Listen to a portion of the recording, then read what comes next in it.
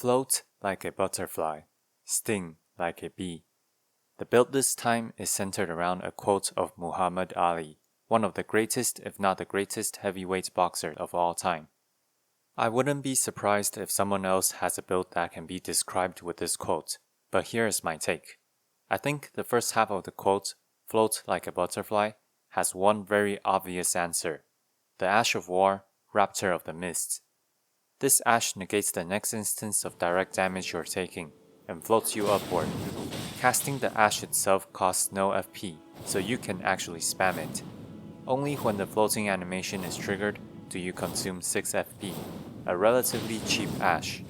You can, however, be hit out of the air as you receive 18 iframes at 30 FPS after proccing the skill. A bit after you start your attack, you will lose your iframes. Just a warning. Like you would probably expect, your attack turns into a jump attack while in the air. Very fitting for floats like a butterfly. And since we're going to be focusing on aerial attacks with this Ash of War in mind, the Claw Talisman and the Raptor's Black Feathers are obvious choices to complement this Ash. As for the next part, sting like a bee, there are many ways to do this. For one, bee venom isn't really that poisonous, so I decided to not go for the status effect route. For another, the closest thing to sting like a bee, in my opinion, is to use pierce type weapons. And pierce type weapons can take advantage of counter frames after an opponent's attack. However, counter damage only works with physical damage. Therefore, I decided to go for a physical infusion with the only infusible Great Spear. Okay, something else I want to quickly touch upon is the Power Stance Great Spear's crouch attack. As many people probably know by now, this is a very quick and powerful move. Honestly, I'm hoping this would get toned down to be a bit slower with the DLC. And I'm going to address one of the arguments I saw for Colossal Sword's crouch poke nerf. For those people who are arguing that there should be unreactable attacks in game, otherwise PvP is all about being as passive as possible, yeah, there should be unreactable attacks. Just not on a Power Stance Great Spear, one of the hardest hitting attacks available in game that also benefits from counter attacks. You have to understand that I am not advocating for there to be no quick attacks whatsoever. I'm simply advocating for the fact that these quick attacks should not be on an otherwise slow, heavy, and high poise damage dealing weapon class. For the fights later, I will try not to rely on the crouch attacks as much as possible. Anyway, back on topic, we have 2 Great Spears, which means that we can slot another Ash of War that suits the theme. The Ash I picked is Repeating Thrust, which was previously buffed to the point where at least it doesn't suck. You can use this Ash as a mix-up for a frontal trade option when you expect your opponent to stay in melee range. Repeating Thrust does 4 hits, where the first and last hit deals more damage than the second and third. If you poise break on the first hit, you're also guaranteed the second and third hits. Now, I know someone is going to mention an Ash of War, just like Repeating Thrusts. Blood Tax actually has the same exact animation data. Some of the numbers are different, but it basically deals less damage for the ability to heal on every hit.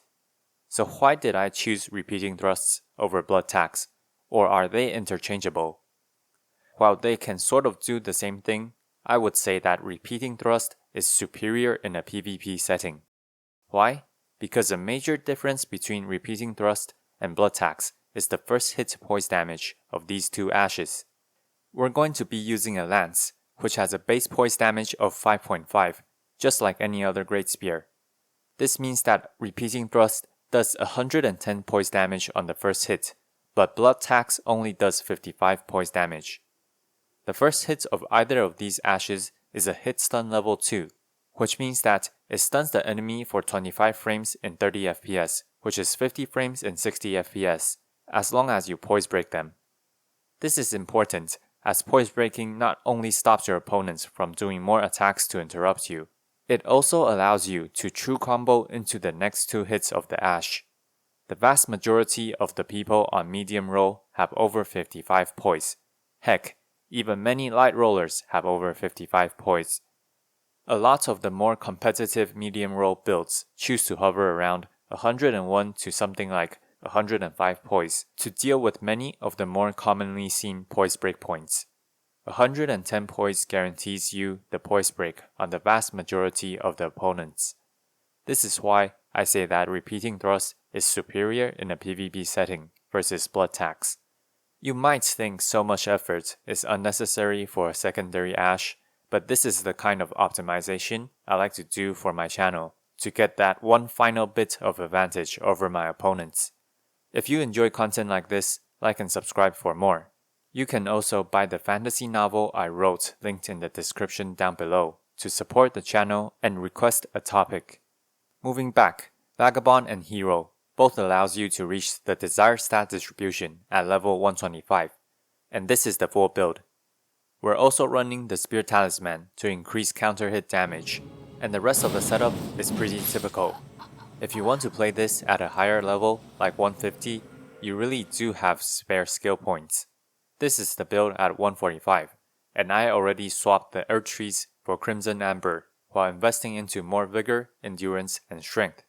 You'll still end up with 5 spare skill points that you can toss into Mind for more spamming if you lack FP somehow, or Endurance just for more stamina and robustness. Endurance also helps if you have another weapon you want to carry and don't hard swap.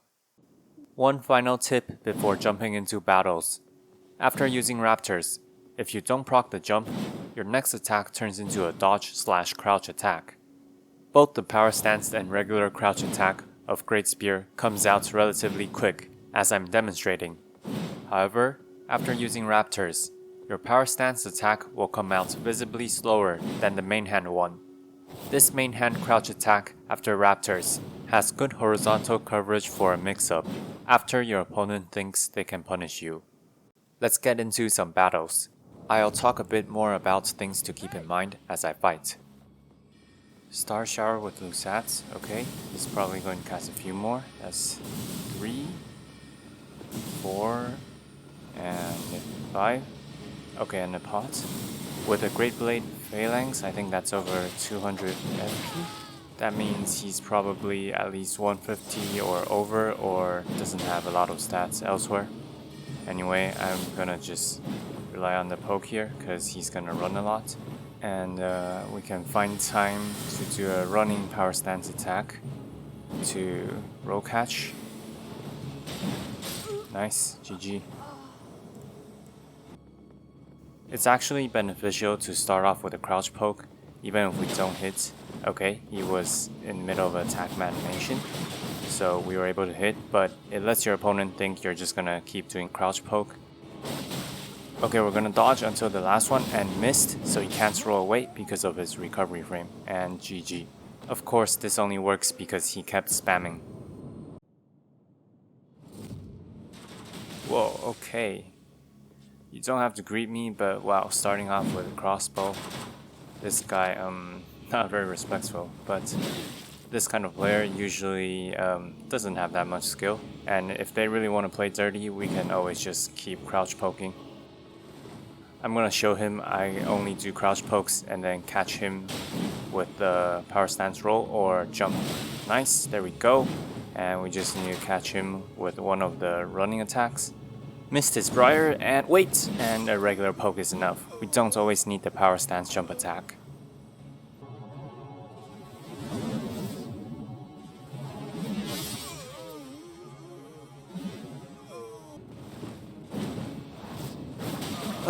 We caught him, but he was just outside of the range.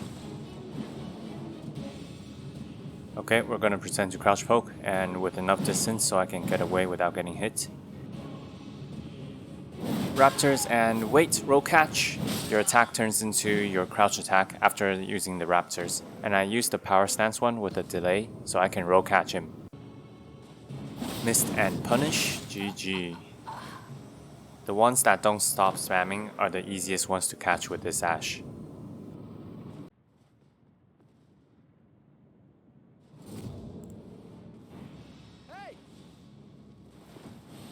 Right distance for a jump, nice. And we're gonna punch this with the crouch. And follow up with the running. just regular pokes. He just gave up.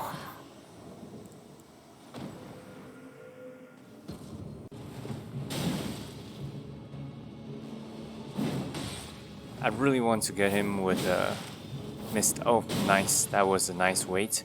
That's how you usually play Power Stance Great Spears, with a lot of waiting and you just run next to your opponent. So you have like a lot of pressure. Okay, I kind of messed up.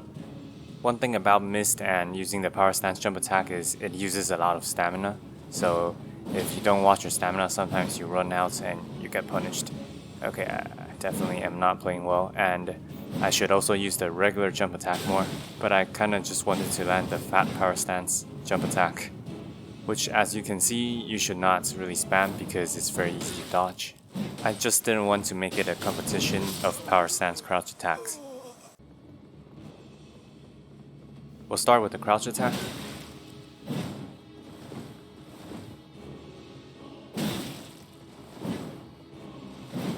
Nice fat damage on the jump attack.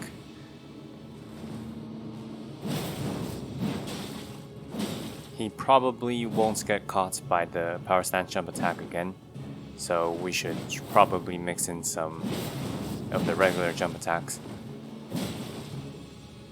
That's a shame. Really wanted to end this with a big attack, but okay, he's spacing well, so we should probably play a bit more seriously.